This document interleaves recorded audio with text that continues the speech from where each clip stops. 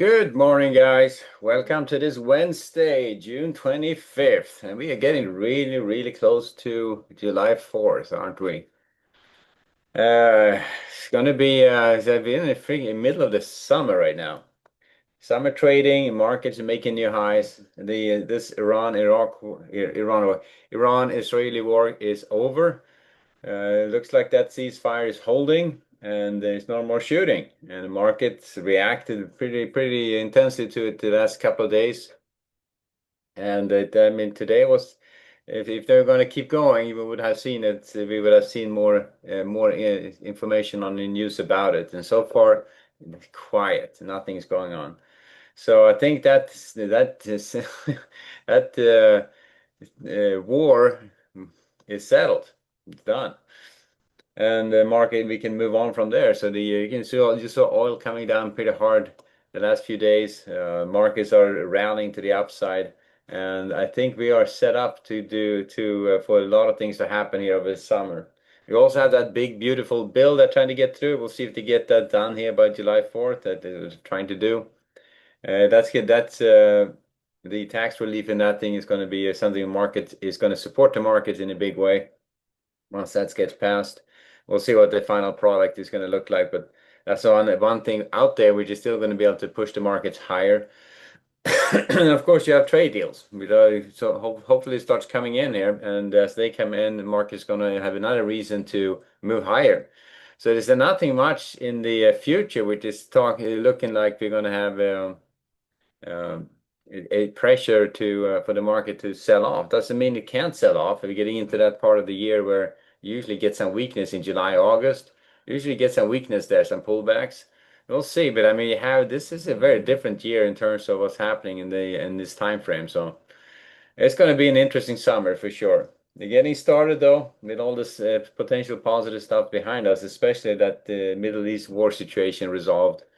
Um, we are pointed higher, so I would stay from the long side of this. The ES is not quite taken out and made new highs yet, a little bit left to go, but they're pretty darn close. I mean, it's right there. So I would start off with buying weakness at this point against the 6140s, 6130s, 6125s, down to that 6110s for rotations back up. I think if they take out the 6100s, I would start worrying about the short side. Definitely. Back range man at that point, maybe even start worrying about the short side. I do think they had to retrace past into this area, had the 67, 6070s. So 6100 takes you down here to that low volume area we had here, right here. So if that low volume area comes out, we can certainly retrace all the way back down here uh, towards this attractor down here at the lower 6000s. But chances are, I would probably be more worried about that if they take out this level, the 6070s. So below the 6110s, maybe the 6100s, will take off the long bias and go back range bound. Other than that, I'm going to be looking to buy weakness. If you see a little pullback here from at the open, looking to buy that pullback for rotations back up again. If it takes out that 6110 and 6100, both of those definitely back range bound. We'll see how, and then we'll see how far they can take it on the downside if that starts happening. Uh, I mean, they can be a curveball coming out of anywhere, and there's a lot of stuff going on. And if there's a blow up again in the Middle East, definitely the Middle market pull back, oil spiking again. So, but as you noticed, the oil didn't go it didn't go to $100 a barrel when it was going when the even when the shooting was going on, because there's plenty of oil supplies now coming out of other spots, including the U.S. to and Canada, by the way, to provide to offset all that Middle East production. So. And then the spike to the 78 and then back down to 75. I mean, if this would have been 20 years ago, that oil would have been at 150 or something like that. But anyway, the sidetracks at this point start off on the long side of the market. Let's see how far they can take it. Looks to me like they're getting ready to bust through. This would be, I think, I'm not sure if this is the third time to the level, but this is the February. I think we had highs before that, way back. I think, not quite sure, but if these were the actual highs, I think they were. 61, 60, 65s here. So take out that one. We're at new highs on the ES heading higher. So stay on the long side. Look to buy weakness for rotations back up. On the short side, I mean, right now they took out my upper level of resistance. They're right above it. It's a few ticks above it. So uh, we'll see if they can keep going. But I would not be super aggressive on the short trade. There could be short trades in the during the day session, looking for rotation up here. You have the first and second standard deviations to lean against, and there's always some small short opportunities throughout the day. So I just wouldn't be that aggressive on them. Start stepping in front of them. I tend to want to do that myself. I'm a little bit more aggressive like that, but I'm trying to be more patient about it. So waiting, so not the very first time you run into resistance area, step in front of it, but kind of wait for it to do something like this, stall, back off, try it again. Looks like they're failing before you take your short trade. If you're looking for an opportunity like that. But I would favor any bigger trade. I would think is going to be most likely related to early weakness, buying that early weakness for rotations back up.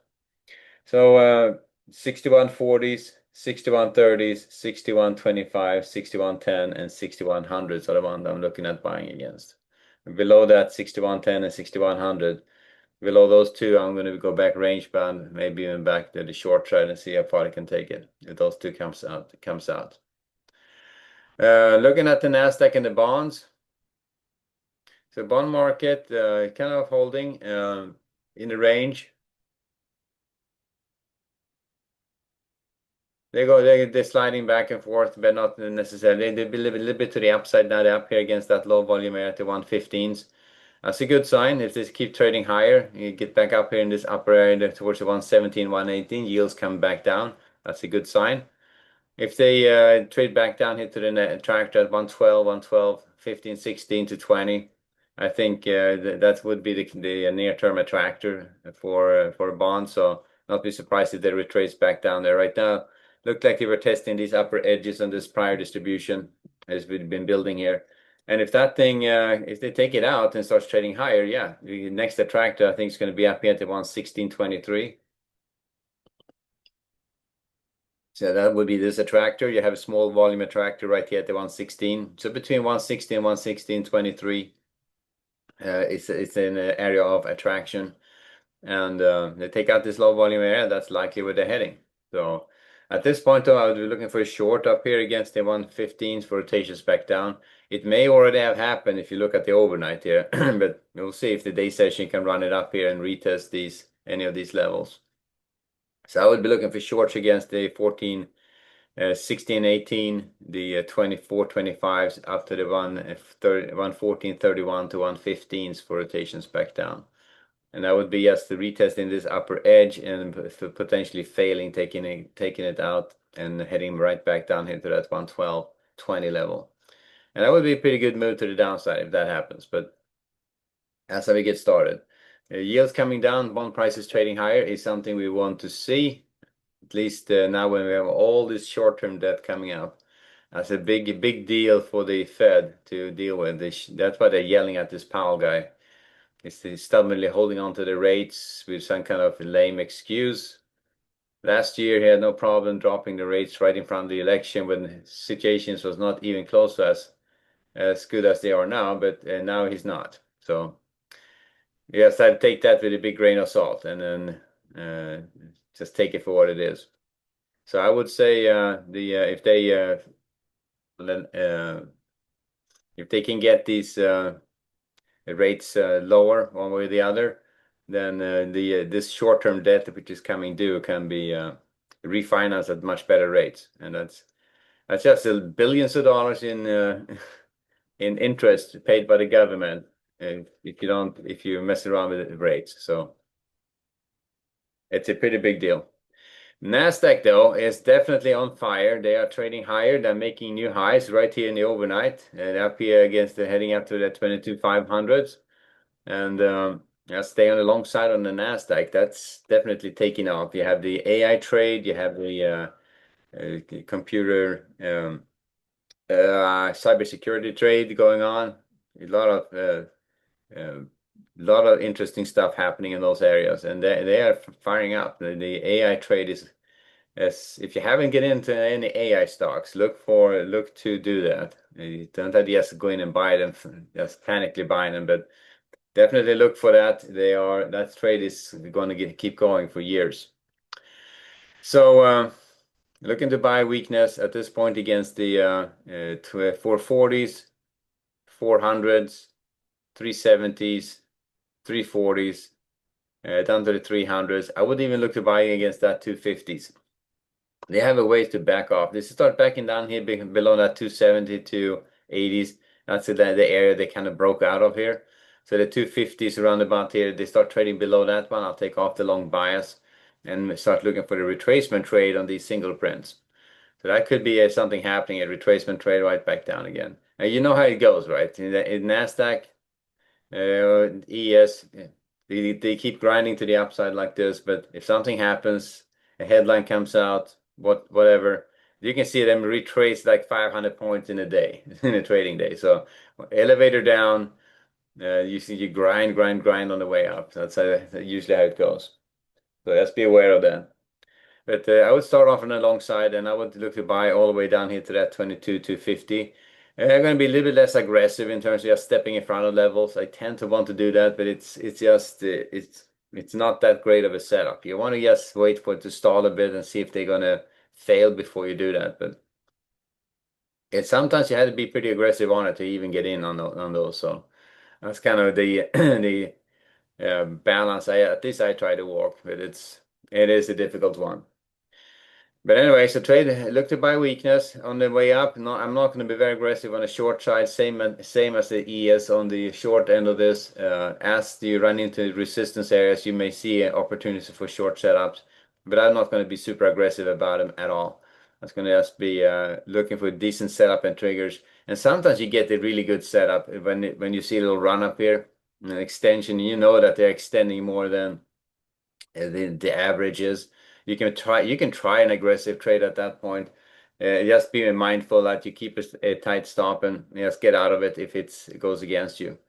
If you're trading with taking a bit more risk on your trade, just be aware. If it doesn't work out, don't get upset about it. It's just something which didn't work out. So, but stay on the long side. I'm not going to be very aggressive on the short term on either ES or NASDAQ. I'm going to favor the long side at least at this point to see how that works out. All right. Then finally, oil and gold. And those two, we're looking at, and just split out my oil. So oil, they're still holding around this above the 64 low volume area. I'm watching that carefully. If that comes out, we're right back down to the 61s again. And I'm expecting that to happen at one point here. So this whole risk premium on the upside was all about the buildup in the Middle East. The first of all, the U.S., the Russia-Ukraine war. And that's just kind of keep going now because obviously neither of those two parties wants to stop that. So they can take a step away, handled Iran in between. And as you can see, the oil spiked because of it. Now they're right back down. And watch that low volume area, 64, that comes out. And they're heading all the way down to the 61s at that point. What I'm looking at is here's my oil. So this is August oil. That little low volume area here, that's the one I'm talking about right there. If that area, little low volume area comes out, look for a run down here to that 61, 75 to 80 right there. That's most likely where we're going to go, and it could happen pretty quick. You get a whole premium on oil went away, and we are back to decent oil prices, oil prices again. So look for that. I'm going to be looking to sell strength at this point against 64.80s up to that 65.60s. Maybe one level above that to 66s. If it starts trading above that, you may be wanting to take it back up again, back up again. And I would not be worried about the long side until they take out the 67s here, that upper area resistance. But I would be definitely not looking at the short side. So they start taking out that London high at the 65.60s. I'm probably going back range bound. Still looking for shorts against the 66s, 66.40s up to the 66.75 to 80s here.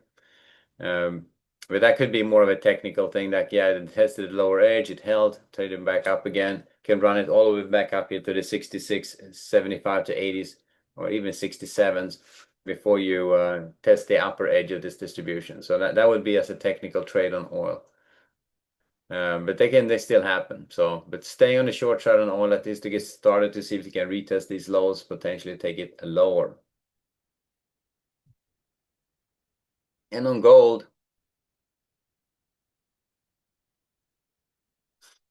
gold is holding at the 3340s. If I pull up my capital flow on gold,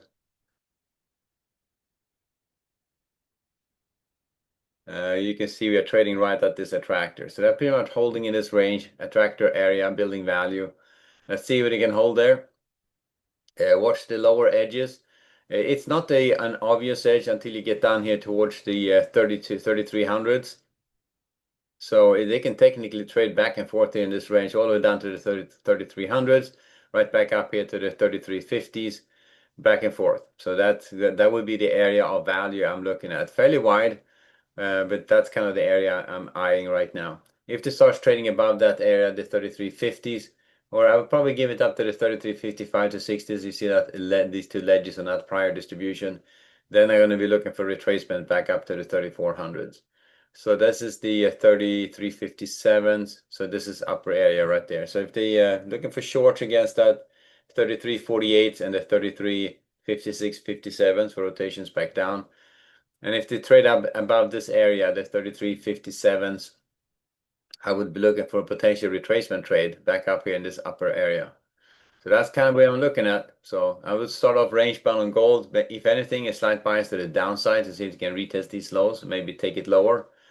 Because if the Iranian threat is over, I think a big case for gold goes away in terms of geopolitical uncertainty. If that Iranian regime now is going to fight for its own internal survival and not quite have the focus on nuclear weapons, that's going to be a negative for gold in terms of flight to safety.